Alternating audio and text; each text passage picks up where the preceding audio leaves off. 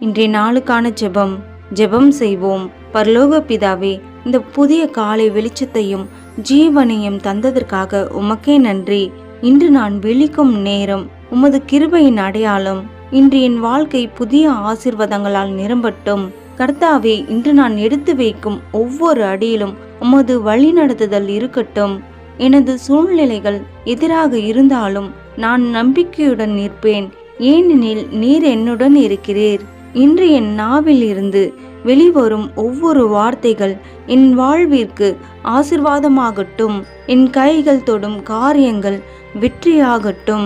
என்றும் என் மனம் அமைதியால் நிறைந்திருக்கட்டும் என்று ஜெபிக்கிறேன். அப்பா, இன்று என்னை உமது கரங்களில் ஒப்படைக்கிறேன். இந்த நாள் முழுவதும் உமது கிருபை என்மேல் இருப்பதாக.